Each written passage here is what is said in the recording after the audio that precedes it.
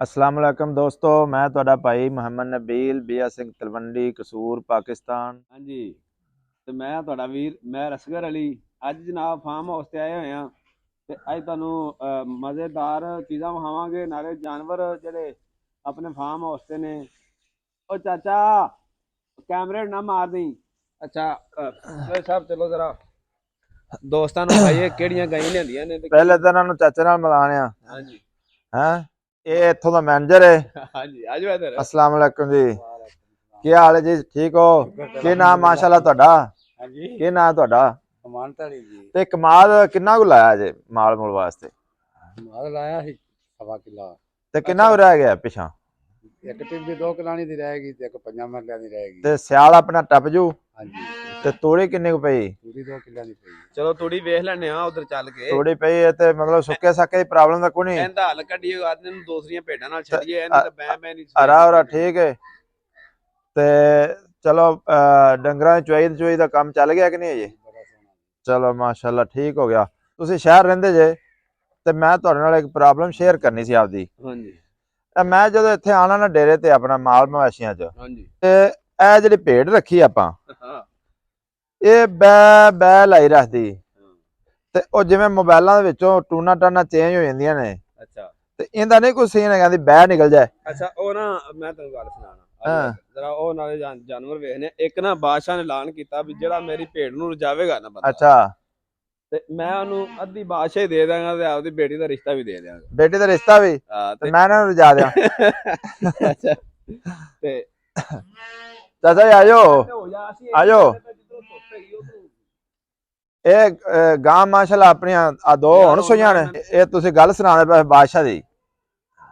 ਬਾਦਸ਼ਾਹ ਦੀ ਉਹ ਨਾ ਬਾਦਸ਼ਾਹ ਦੀ ਇੱਕ ਭੇਡ ਸੀ ਅੱਛਾ ਤੇ ਉਹ ਬੜੀ ਰੋਲਾ ਪਾਉਂਦੀ ਸੀ ਯਾਰ, ਵੇਲੇ ਕਾਨੀ ਖਾਦੀ ਰੱਖਦੀ ਸੀ। ਹਾਂ ਉਹਨੇ ਐਲਾਨ ਕੀਤਾ ਵੀ ਮੇਰੀ ਆ ਜਿਹੜੀ, ਉਹਨੇ ਇੱਕ ਮਤਲਬ ਬਹੁਤ ਟਫ ਟਾਸਕ ਦੇ ਦਿੱਤਾ ਵੀ ਜਿਹੜਾ ਬੰਦਾ ਮੇਰੀ ਭੇਡ ਨੂੰ ਚੁੱਪ ਕਰਾਵੇਗਾ ਨਾ, ਹਾਂ ਇਧਰ ਆ ਕਾਕਾ ਜਿਹੜਾ ਬੰਦਾ ਗੱਲ ਮੇਰੀ ਸੁਣਿਆ ਭੇਡ ਕਰੋ। ਨੂੰ ਰਜਾਵੇਗਾ, ਹਾਂ ਮੈਂ ਜਨਾਬ ਉਹਨੂੰ ਅੱਧੀ ਬਾਦਸ਼ਾਹੀ ਦੇ ਦਿਆਂਗਾ। ਐਡਾ ਵੱਡਾ ਉਹਨੇ ਟਾਸਕ ਦੇ ਦਿੱਤਾ। ਅੱਛਾ ਤੇ ਉਹਨੇ ਕਿਹਾ ਵੀ ਜੇ ਕਿਸੇ ਜਿਹੜੇ ਬੰਦੇ ਨੇ ਹਾਮੀ ਭਰ ਲਈ ਤੇ ਉਹਨੇ ਭੇਡ ਰਜਾਈ ਨਾ ਹਾਂ ਤੇ ਮੈਂ ਉਹਦਾ ਸਿਰ ਵੀ ਲਾ ਦਿਆਂਗਾ। ਉਹ ਤੇਰੀ ਖੈਰ ਨਹੀਂ, ਫਿਰ ਉਹਨੂੰ ਕਿਸੇ ਹੋਰ ਨੂੰ ਕਰ ਦੇ। ਅੱਛਾ ਸਾਡੇ ਬਾਰੇ ਨਹੀਂ। ਹਾਂ ਸਾਡੇ ਬਾਰੇ ਨਹੀਂ ਗੱਲ। ਅੱਛਾ ਉਹ ਨਾ ਕੋਈ ਬੰਦਾ ਹਾਮੀ ਨਾ ਭਰੇ। ਅੱਛਾ ਅੱਛਾ ਇੱਕ ਉਹ ਸੜਿਆ ਧੁਖਿਆ ਬੰਦਾ ਹੈਗਾ ਸੀ, ਹੂੰ ਉਹ ਭੇਡਾਂ ਚਰਾਉਂਦਾ ਸੀ ਤੇ ਉਹਨੇ ਗਿਆ ਜਿਹੜਾ ਟਾਂਗਾ ਮੋਢੇ ਤੇ ਰੱਖਿਆ ਹੂੰ ਤੇ ਬਾਦਸ਼ਾਹ ਦੇ ਦਰਬਾਰ 'ਚ ਚਲਾ ਗਿਆ। ਹੂੰ ਉਹਨੇ ਕਿਹਾ ਬਾਦਸ਼ਾਹ ਸਲਾਮਤ, ਮੈਂ ਤੁਹਾਡੀ ਭੇਡ ਨੂੰ ਰਜਾਵਾਂਗਾ। ਅੱਛਾ ਉਹਨਾਂ ਤੂੰ ਰਜਾਵੇਂਗਾ? ਹਾਲਤ ਤਾਂ ਤੇਰੀ ਖਰਾਬ ਜੀ, ਨਾ ਤੇਰੇ ਪਿੰਡੇ ਤੇ ਬੋਟੀ, ਤੂੰ ਤਾਂ ਆਪ ਨਹੀਂ ਰੱਜਦਾ। ਆ ਉਹਨੇ ਨਹੀਂ ਨਹੀਂ ਬਾਦਸ਼ਾਹ ਸਲਾਮਤ ਇਹ ਗੱਲ ਨਹੀਂ ਹੈਗੀ। ਹਾਂ ਉਹਨੇ ਆ ਤੇਰਾ ਸਿਰ ਲੈ ਜਾਂ ਨਹੀਂ?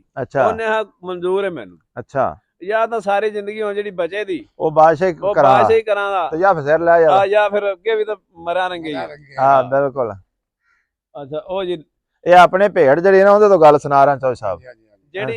ਜਿਹੜਾ ਬੰਦਾ ਪਹਿਲੇ ਭੇਡ ਵੀ ਜਾਂਦਾ ਸੀ ਨਾ ਉਹਦੀ ਬਾਹਰ ਭੇਡ ਵੀ ਜਾਂਦਾ ਸੀ, ਅੱਛਾ ਸਾਰਾ ਦਿਨ ਉਹਦੇ ਅੱਗੇ ਪੱਠੇ ਵੱਢ ਕੇ ਰੱਖਦਾ ਸੀ। ਹੂੰ ਤੇ ਸ਼ਾਮ ਨੂੰ ਜਦੋਂ ਜਾਂਦੀ ਸੀ ਨਾ ਬਾਦਸ਼ਾਹ ਦੇ ਕੋਲ ਭੇਡ, ਹੂੰ ਤੇ ਉਹ ਨਾ ਉਹਨੂੰ ਪੱਠੇ ਵਹਾਉਂਦੇ ਸੀ, ਉਹ ਭੱਜ ਕੇ ਆਉਂਦੇ ਸੀ ਫਿਰ ਪੱਠਿਆਂ ਤੇ ਜਾਂ ਲਾਂਗੀ ਵਹਾਉਂਦੇ ਸੀ। ਅੱਛਾ ਤੇ ਉਹ ਆਂਦੇ ਸੀ ਜੀ ਨਹੀਂ ਰੱਜੀ ਇਹਨੂੰ ਫੜ ਕੇ ਮੂੰਹ ਦਾ ਕਰ ਦੇ। ਅੱਛਾ ਸਿਰ ਲਾ ਦਿੰਦੇ ਸੀ। ਹਾਂ ਹੂੰ ਉਹ ਲੈ ਗਿਆ ਹੁਣ ਭੇਡ ਬਾਹਰ ਬਰੰਗ ਜੇ ਲੈ ਗਿਆ ਤੇ ਉਹਨੇ ਇੱਕ ਛਾਪੀ ਲਾ ਲਈ, ਹਾਂ ਲਾਂਗੀ ਦੀ ਛਾਪੀ ਲਾ ਲਈ ਕਿੱਕਰ ਦੇ ਉੱਤੋਂ। ਅੱਛਾ ਅਸੀਂ ਭੇਡ ਦੇ ਅੱਗੇ ਕੀਤੀ, ਭੇਡ ਆਈ ਭੱਜ ਕੇ, ਉਹਨੇ ਅੱਗੋਂ ਨਾਸਾਂ ਤੇ ਸੋਟੀ ਮਾਰੀ। ਹੂੰ ਭੇਡ ਇੱਕ ਵਾਰੀ ਪਿਛਾਂ ਹਟ ਗਈ, ਉਹਨੇ ਫਿਰ ਅਸੀਂ ਲਾਂਗੀ ਵਹਾਈ, ਫਿਰ ਭੇਡ ਭੱਜ ਗਏ, ਉਹਨੇ ਫਿਰ ਸੋਟੀ ਮਾਰੀ। ਅੱਛਾ ਸਾਰਾ ਦਿਨ ਐਵੇਂ ਕਰਦਾ ਰਿਹਾ। ਭੇਡ ਤਾਂ ਖੱਪ ਗਈ, ਉਹਨੇ ਆ ਵੀ ਇਹ ਤਾਂ ਇੱਥੋਂ ਨੇ ਕੁਛ ਆ ਇਹ ਤਾਂ ਲੱਭੋ। ਕੁਛ ਹੈ ਨਹੀਂ ਲੱਭਣੀ। ਹਾਂ ਭੇਡ ਜਦੋਂ ਆਵੇ ਅੱਗੋਂ ਸੋਟੀ ਮਾਰੇ। ਹਾਂ ਉਹ ਹੁਣ ਜਦੋਂ ਉਹ ਜਿਹੜੀ ਛਾਪੀ ਸੀ ਨਾ ਲਾਂਗੀ ਵਾਲੀ, ਹੂੰ ਉਹ ਭੇਡ ਨੂੰ ਵਹਾਵੇ, ਭੇਡ ਭੱਜ ਉੱਠੇ। ਇਹ ਜਿਹੜਾ ਬੰਦਾ ਭੇਡ ਜਾਂਦਾ ਸੀ ਹਾਂ। ਇਮਰਾਨ ਖਾਨ ਤਾਂ ਨਹੀਂ ਸੀ?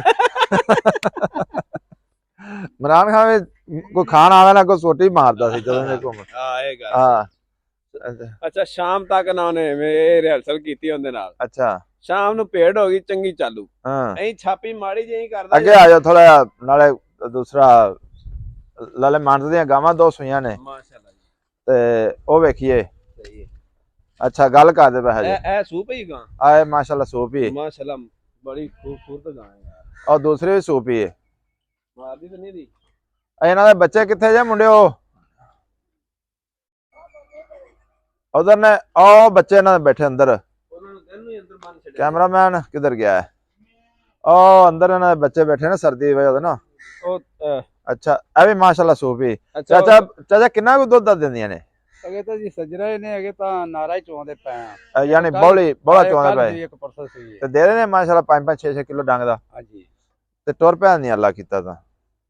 ਅੱਛਾ ਤੇ ਉਹ ਤੁਸੀਂ ਭੇਡ ਦੀ ਗੱਲ ਕਰਦੇ ਪਏ ਜੀ। ਉਹ ਭੇਡ ਜਦੋਂ ਸ਼ਾਮ ਨੂੰ ਦਰਬਾਰ ਚ ਗਈ ਬਾਦਸ਼ਾਹ ਸਾਹਿਬ ਕੋਲ, ਅੱਛਾ ਬਾਦਸ਼ਾਹ ਨੇ ਆਖਿਆ ਲਿਓ ਜੀ ਹਾਂ ਅਸਬਰ ਵੈਤ ਉਹਨੇ ਜਿਵੇਂ ਚੈੱਕ ਕਰਦੇ ਸੀ ਹਾਂ। ਚੈੱਕ ਕਰਨ ਦਾ ਉਹਨਾਂ ਹੱਥ ਲੈ ਕੇ ਹੋਈ ਲਾਂਗੀ ਦੀ ਟਾਣੀ ਜ਼ਰਾ ਅੱਛਾ ਉਹ ਜਿਹਨੇ ਇਹ ਲਾਂਗੀ ਦੀ ਟਾਣੀ ਲੈਂਦੀ ਏ ਹੂੰ ਤੇ ਅਈ ਉਹਨਾਂ ਮਾੜੀ ਜੀ ਵਹਾਈ ਏ ਭੇਡ ਨੂੰ ਹਾਂ ਤੇ ਭੇਡ ਤੋਂ ਨਸ ਉੱਠੀ। ਅੱਛਾ ਉਹਨਾਂ ਰਾਜ ਕੀ ਭੇਡ ਉਹਨਾਂ ਵਾਕਿਆ ਵੀ ਤੁਰ ਭੇਡ ਜਾ ਰਾਜ ਲਈ ਹਾਂ। ਤੇ ਇਹ ਭੇਡਾਂ ਦਾ ਸੀਨ ਇਹ ਜਾ ਇਹ ਐਵੇਂ ਰੱਜਦੀਆਂ ਨੂੰ ਹੋਰ ਚਨੋਂ ਛੋਲੇ ਪਾਈ ਜੋ ਆਟਾ ਪਾਈ ਜੋ। ਮੇਰੀ ਆਵਾਜ਼ ਸੁਣ ਲਓ ਤੇ ਮੈਂ ਡੇਰੇ ਜਦੋਂ ਆਣਾ ਫਿਰ ਮੇਰੇ ਪਰੋਂ ਕਰਦੀ ਐਵੇਂ। ਮੈਂ ਤਾਂ ਜਦੋਂ ਦਾ ਆਇਆ ਮੇਰੇ ਤਾਂ ਕੰਨ ਪੱਕ ਗਏ ਨੇ ਮੈਂ ਸੁਣ ਕੇ। ਯਾਰ ਇਹ ਤੇ ਸਾਰਾ ਲੋਕ ਹੀ ਤੰਗ ਹੋਆ ਪਿਆ ਹੈ ਤੇ ਇਹਦੇ ਆਪਾਂ ਮੋਬਾਈਲਾਂ ਵਾਲੀ ਦੁਕਾਨ ਤੋਂ ਜਿਵੇਂ ਟੋਨ ਚੇਂਜ ਕਰਾ ਲੈਣੇ। ਡਾਕਟਰ ਕੋਲ ਪੁੱਛਿਆ ਵੀ ਇਹਦੀ ਮੈਂ ਬੰਦ ਕਰ ਦੇ ਉਹਨੇ ਇਹਦਾ ਇਲਾਜ ਕੋਈ ਨਹੀਂ ਹੈਗਾ।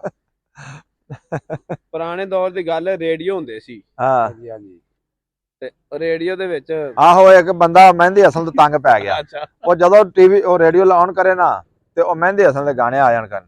ਉਹਨੇ ਰੇਡੀਓ ਫੜਿਆ ਤੇ ਲੀੜੇ ਹੀ ਬੱਧਾ ਤੇ ਸ਼ਹਿਰ ਲੈ ਗਿਆ। ਠੀਕ ਜਾ ਕੇ ਮਿਸਤਰੀ ਨੂੰ ਆਂਦਾ ਮਿਸਤਰੀ ਸਾਹਿਬ ਇਹਦੇ ਜਨਾਂ ਦਾ ਮਹਿੰਦੀ ਹਸਨ ਕੱਢ ਦੇ। ਮਹਿੰਦੀ ਹਸਨ ਤੇ ਨੂਰ ਜਹਾਨ ਦਾ ਦੌਰ ਹੁੰਦਾ ਆਜੋ ਸੀ। ਜੀ ਇਹ ਜੀ ਮੱਝਾਂ ਵੀ ਮਾਸ਼ਾਅੱਲਾ ਰੱਖੀਆਂ ਨੇ ਆਪਣਾ ਲਾਲੇ ਮਾਨਤ ਨੇ। ਲਓ ਜੀ ਅੱਜ ਵਾਸਤੇ ਨਹੀਂ ਤੇ ਇਨਸ਼ਾਅੱਲਾ ਫਿਰ ਮੁਲਾਕਾਤ ਹੋਸੀ अस्सलाम वालेकुम जी। ਤੇ